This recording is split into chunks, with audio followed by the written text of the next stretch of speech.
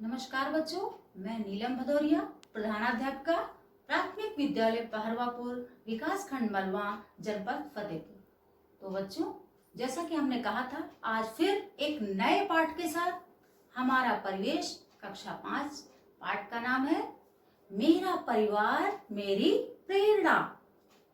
तो बच्चों, जरा ध्यान दीजिएगा। ये देखिए, कोई आपके सामने दिख रहा होगा जो बहुत जल्दी में है। ये है अंजू। अंजू स्कूल में पढ़ती हैं। उन्हें बहुत जल्दी है अपने घर जाने की। क्यों भला अपने घर जाने की इतनी जल्दी क्यों है?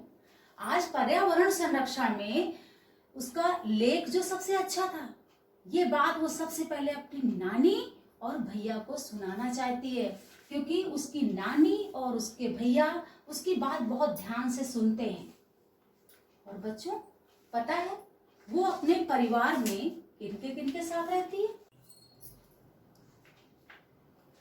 तो बच्चों, अंजू को इतनी जल्दी इसलिए थी कि उसकी नानी उसकी बातें बहुत ध्यान से सुनती है और उसके भैया से उसे बहुत प्रेरणा मिलती है।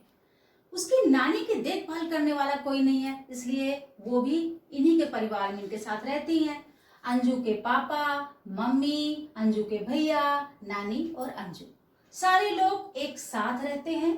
अंजू सबके साथ बैठती है, बातें करती है। बच्चों, अंजू की नानी को सुनाई कम देता है।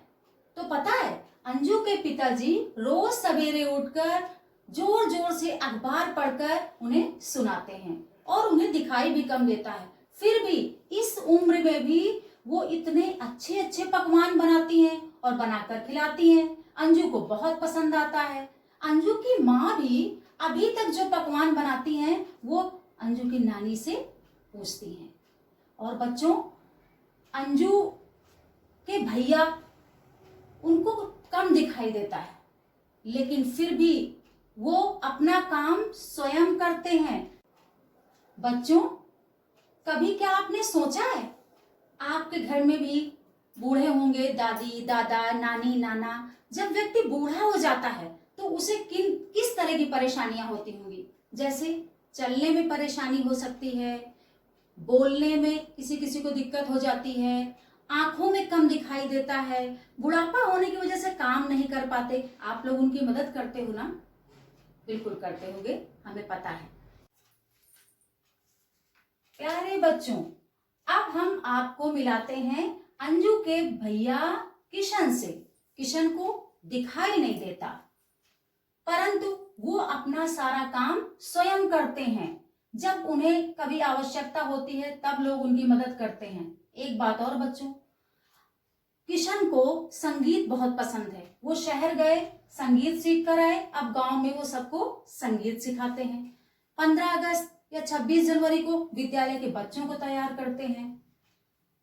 अंजू भैया से बहुत प्रेरणा लेती है। अंजू अपनी सारी बातें अपने भैया को बताती है। भैया अच्छी बातें उन्हें सिखाते रहते हैं और समझाते रहते हैं।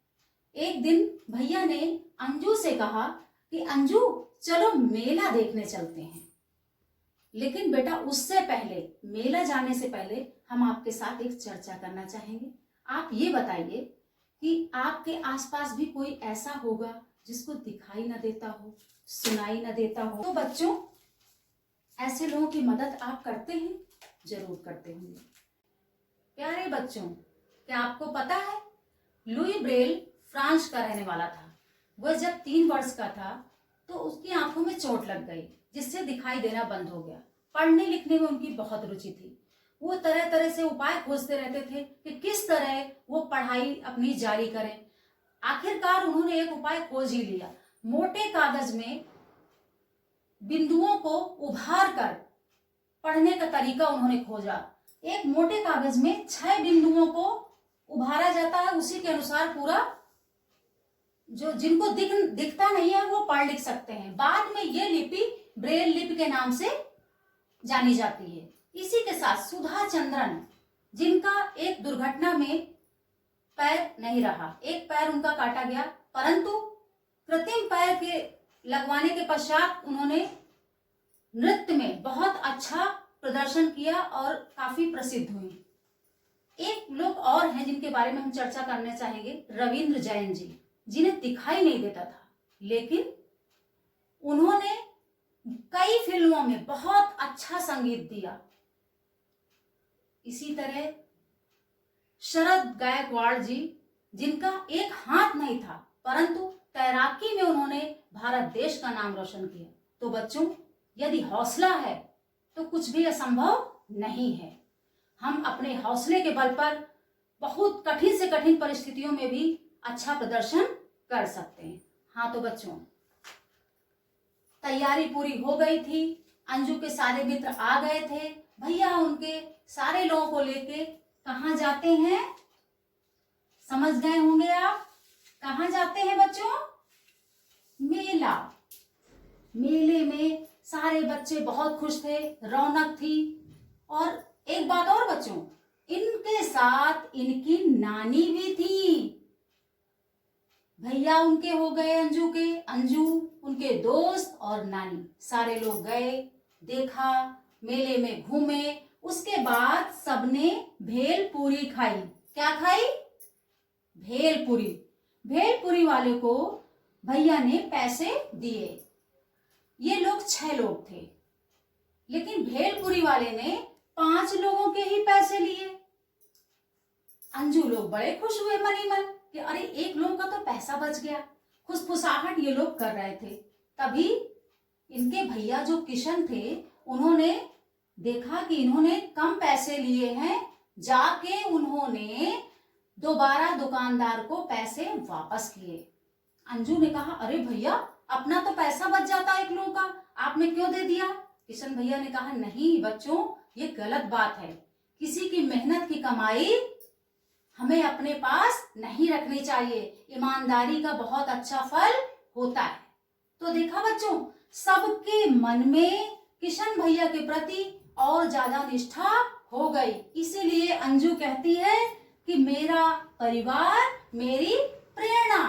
यदि आज उसके किशन भैया पैसे न वापस करते तो सब बच्चों के मन में गलत भावना विकसित होती। इसलिए बच्चों, हमेशा ईमानदारी के साथ अपना कार्य करना चाहिए।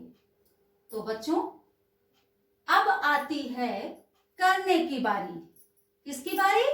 करने की बारी। आपने देखा, किसको देखा? स्कूल जाने की जल्दी किसको थी?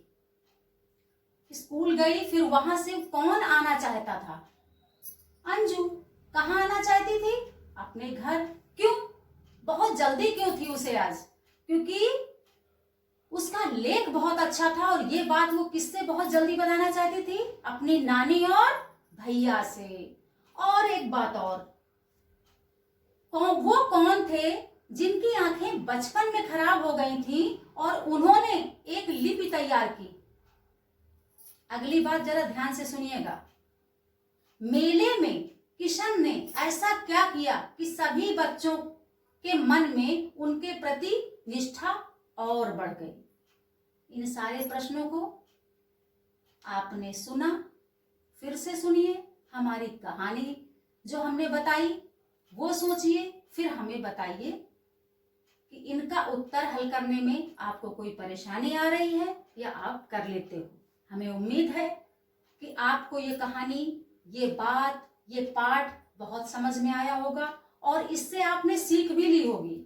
आपके घर में, परिवार में अगर कोई है जिसको आपकी सहायता की आवश्यकता है तो आप उसकी सहायता जरूर करेंगे और साथ ही अपनी खुशियां अपने परिवार के साथ बांटते हैं। जैसे बच्चों, जब कभी आप कक्षा में किसी काम के लिए पुरस्कृत किए जाते हो तो आपको भी बहुत जल्दी लगता होगा। भाई मुझे तो लगता था जब मुझे कोई पुरस्कार मिलता था जब मैं छोटी थी कि कितनी जल्दी जाऊं अपने घर को, घर में सबको दिखाऊं। आपको भी लगता है, अपने घर लेके जाते हो कि अरे अपने घर में बताएंगे जाके कि हाँ आज हमें शाबाशी मिली, आज हमें ये पुरस्कार मिला, आज हमें ट्रॉफी मिली। तो बच्चों, ये पाठ आपको कैसा लगा हमें जरूर बताइएगा। फिर मिलते हैं एक नए पाठ के साथ अगले दिन। तब तक के लिए धन्यवाद।